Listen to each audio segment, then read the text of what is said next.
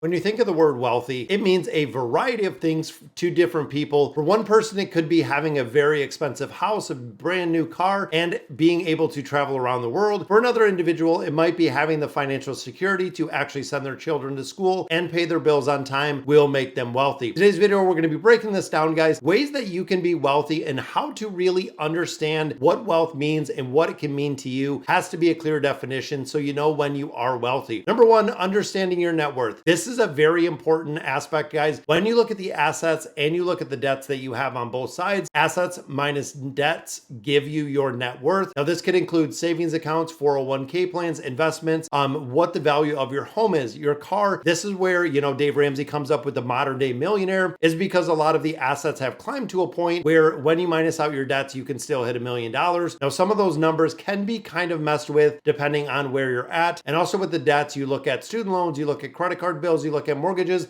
anything that you have that is not paid in full is going to affect your net worth, either positive or negatively, depending on exactly what it is. Number two, to be wealthy, you really need to set financial goals. This includes short-term, mid-term, and long-term planning. It is one of the absolute biggest things that I think people overlook. When you look at short term, this could be vacations. Mid-term could be student loan debt, debt repayment. Long term could be investing, retirement, school, like we had talked about. That you can have a lot of different financial goals. And again, this is going to vary greatly from person to person. If you're 20, 30, 50, 70, depending also on your age, your financial goals are going to be very important. So how do you really set those, guys? There are some questions to really think about when you're setting wealth and when you're setting your financial goals. Determine what is most important to you. Is it keeping up with the Joneses where you have to buy everything that's really expensive with the new house, with the new car? Is it just living a frugal lifestyle where you really don't buy anything and don't need anything short of the primary needs that you have? Or is it having a really big want category, which would essentially mitigate what you have for your savings? Are you more worried about your assets and your development of assets or the growth of assets? So you're focusing more on in the investing aspect, on the saving aspect. But with this, regardless of how you do it, guys, you have to monitor your success. So when you do hit one of those milestones, you know exactly what you've achieved and you know exactly how you got there. That also goes hand in hand with being able to adjust as necessary, guys. If some of the goals are not on par or you're not hitting them, there could be time for adjustments, but you don't want the adjustments to be made of excuses, meaning this is the reason XYZ on why I didn't hit that goal, just because you didn't goal or you didn't budget properly. Third one we look at is earning income. So of course, cornerstone to building wealth is the actual financial, the money piece.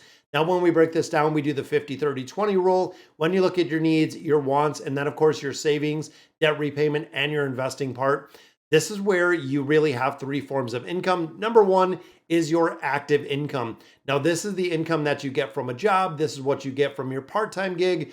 This is what you actively make, meaning you are going to be exchanging your time for money at a certain set rate. This is where a lot of people have the 9-to-5 jobs, and this is where the primary source of financial really wealth does come from. Now, on top of that, there is also passive income. This is the point when we talk about dividend stocks, when we talk about rental properties, child support, Social Security, unemployment. There are a lot of things that are passive income, which means you do not need to change any or exchange any of your time to get a return, to get income. This is the reason why building up assets and building up portfolios that are going to pay you over time and gradually an increase the payment can supplement your active income with that passive income. Then, of course, there is portfolio income, which is the final one, which encompasses all of your savings account interest, dividends from companies, capital gains, mutual funds, things of that nature. So the overall investment or the retirement portfolio and what it is yielding. Number four, we get into saving money automatically. This is one of the biggest things that a lot of people, again, kind of overlook. Pay yourself first, guys. You have to make sure that you're putting money in the emergency fund. When that is funded, you have to be saving money for debt repayment. You also do need to be putting money into an investment account. The later in life that you start doing this, the more challenging it is going to be.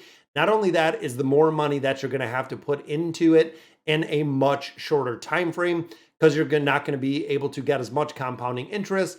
Because if you're getting and planning for retirement when you're 40s, 50s, 60s, you're already right there where you might have 10 or 15 years, if not less, to let that compounding interest go. If you start this in the 20s and 30s, you're going to be able to accumulate a lot more money, which goes hand in hand with number 5, guys. Spend money consciously. Greatest shopping list.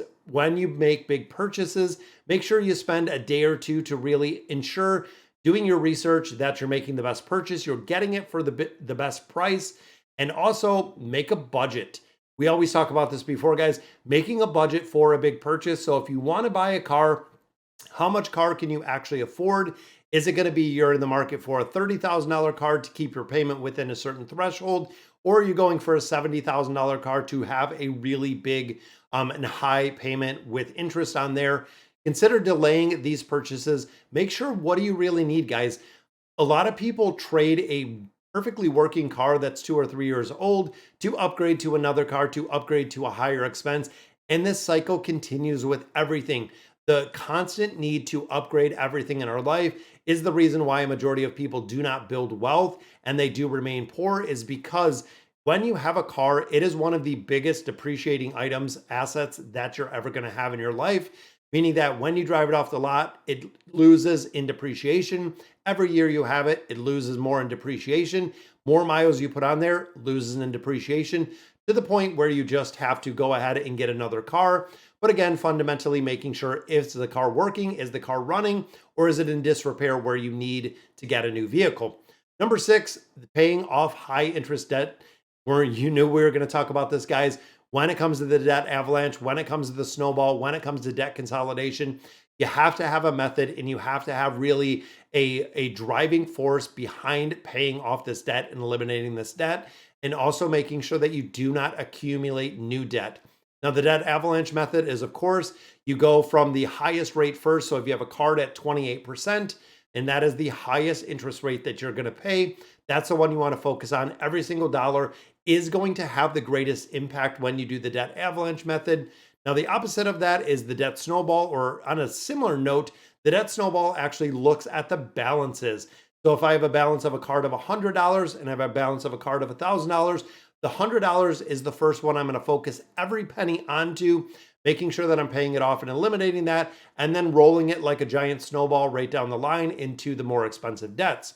Both the debt avalanche and the debt snowball method are really solid methods to pay down and eliminate debt. But again, the trick with this is not accumulating new debt. That is where a lot of people do get caught, is the new debt that they accumulate because they're spending all of their money to repay the debt. They don't have anything set aside.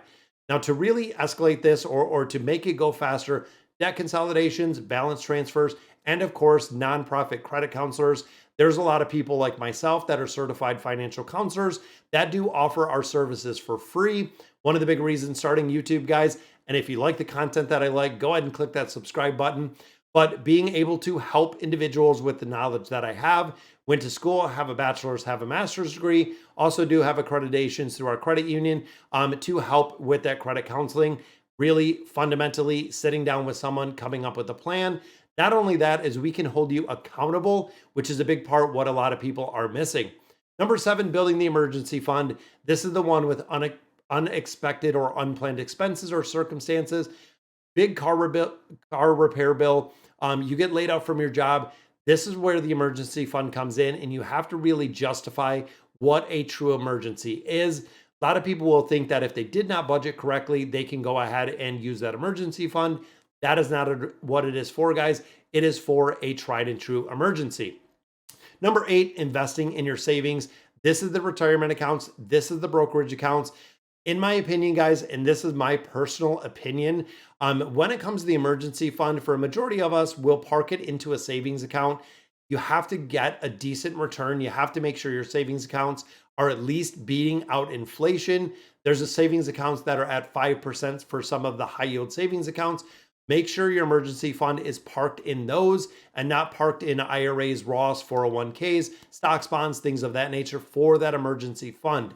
The money that you're investing, once you're done with the debt repayment, of course, is number 1. Then you want to start building up that savings, 3 to 6 months of savings. Then you look at the investing aspect, where you're going to invest in the savings. Again, looking at the short term, medium term, and the long term goals that you have. Number nine, working with a financial professional. Again, if you're not financially savvy, if you don't have the time and effort to do your own research, there are a lot of people that will help with budgeting, investing, things of that nature. Some of them do come with a fee, but a lot of them do not. They're actually paid through their own, paid through the credit union. We have a lot of individuals that will actually meet with you and go over a lot of this stuff. Again, incredibly, incredibly valuable if you don't want to do it yourself. And the final one we look at, guys, is protecting the wealth that you have built. This is the reason where property insurance, health insurance, disability insurance, life insurance, long-term care insurance, this is the point that you want to build it.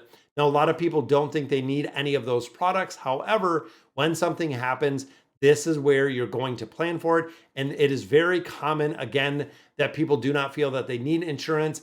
Then something happens, all of the wealth is wiped out in just a blink of an eye, because they don't have the insurance to really protect that investment or protect that wealth that they have accumulated.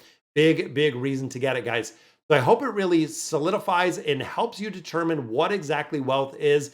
And again, the wealth itself is going to be very specific to you and you alone. Let me know in the comments what you guys think. And as always, thank you guys for watching.